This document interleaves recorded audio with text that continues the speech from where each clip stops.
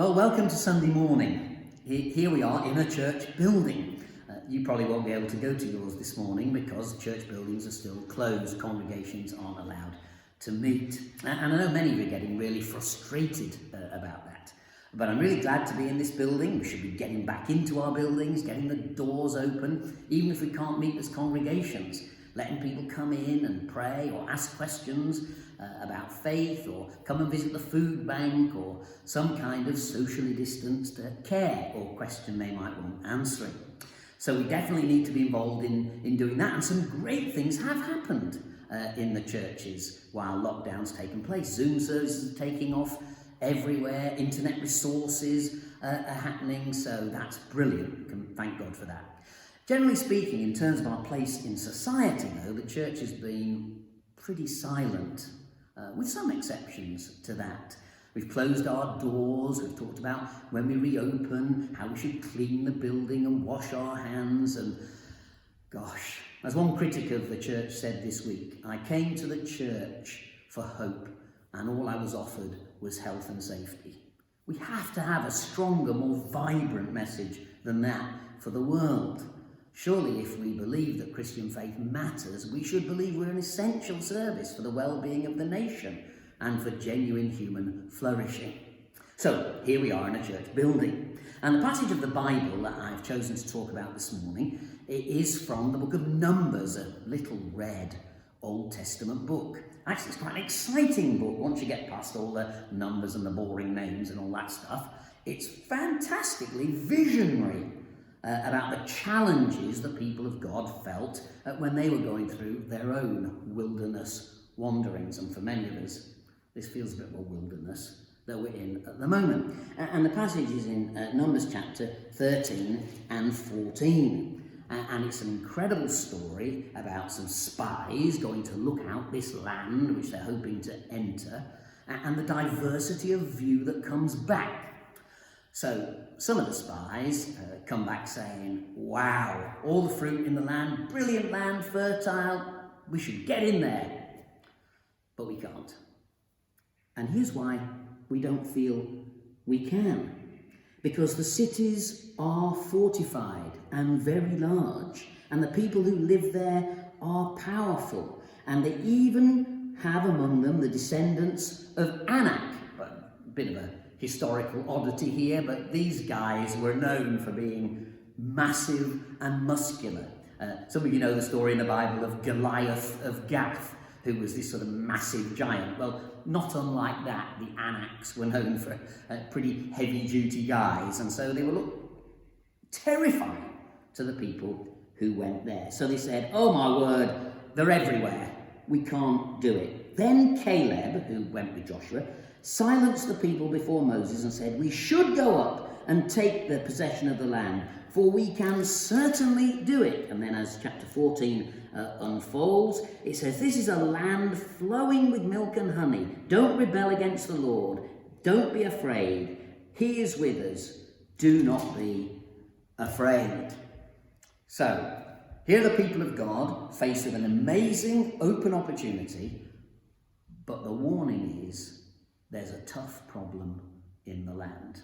And 10 of the spies could only see the problem, and only 2 had the visionary leadership to see beyond the problem into the opportunities of the land. I've been a critic in some ways of government policy around the lockdown.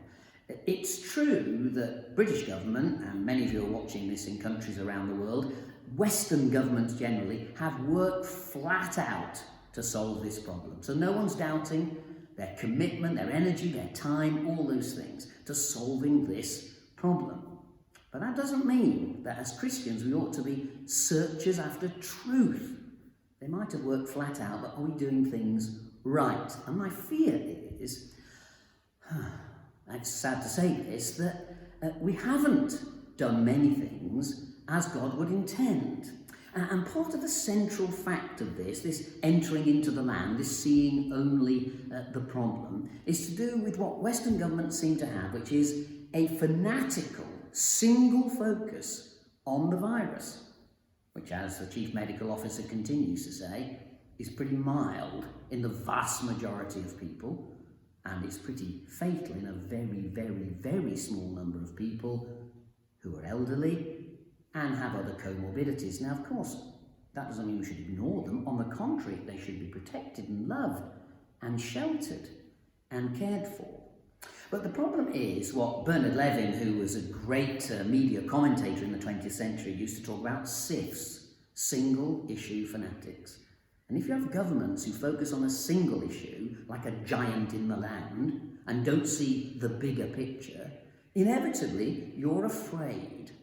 And so one of the things we're dealing with at the moment is this kind of fear that the 10 spies felt, this fear of coronavirus. So the bigger context is this. I've been saying this for quite a few weeks now.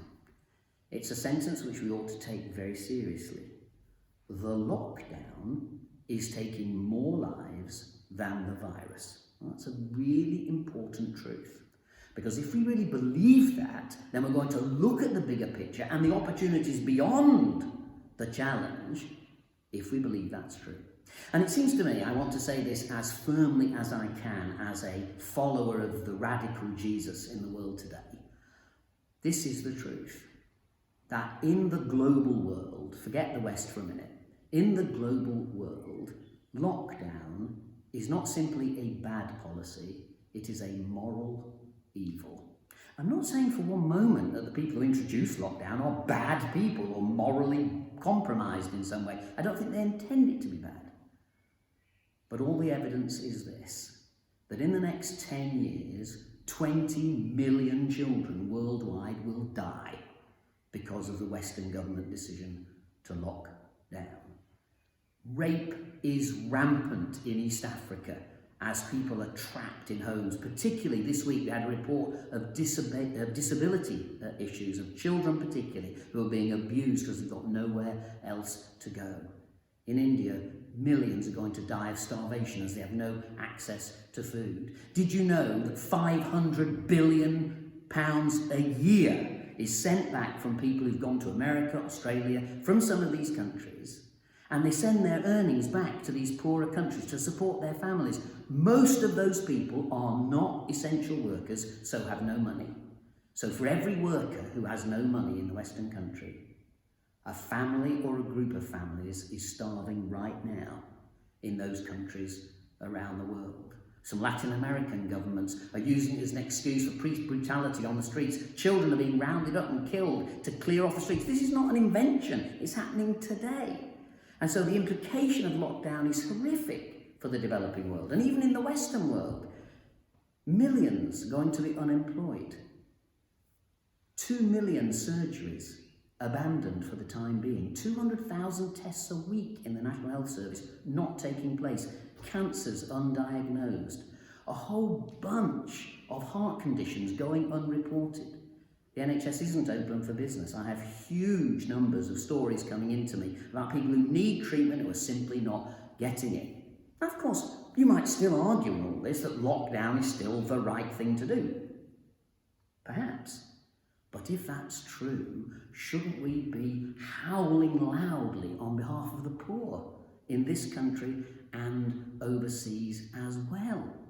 So that even if we have to do this reluctantly, even if we believe it's the right course of action, people should every day be agitating for the broken in our society, the marginalised, the sad, those who are frustrated because they can't get out. They don't have the beauty, even in our own country, the freedom to get out into the countryside. Their mental health continually challenged as the isolation grips their soul, not just their body.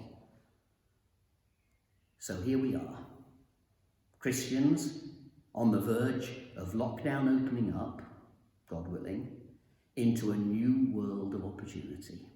How will we embrace that? Will we be like the 10 spies who basically say, oh gosh, it's all terrible, we can't do anything? I fear that our government, parties of the opposition, the media, the unions, all seem to be saying the same thing. We can't really do anything until we feel safe. We just need to be so realistic. It's never been safe on planet Earth. It won't be safe when Corona's finished. It's never going to be finished, actually. It's probably going to be in society now for good, in some form or other.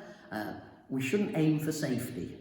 It's great, you know, that if you're a Christian, you don't need to worry too much about safety. You do need to worry about doing the right thing. We've got a role in driving the country out into human, good relationships, living without fear, living with the sense that God's with us. And we needn't be afraid. Death has been conquered. We needn't live in the fear of those things. We don't need to anymore.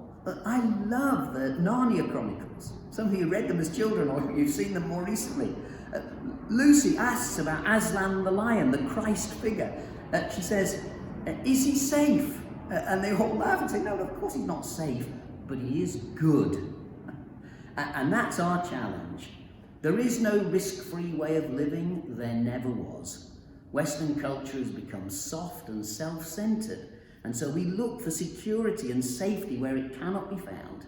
We know that it can only be found in a real and deep and personal relationship with Jesus Christ. So, here we are in this amazing story.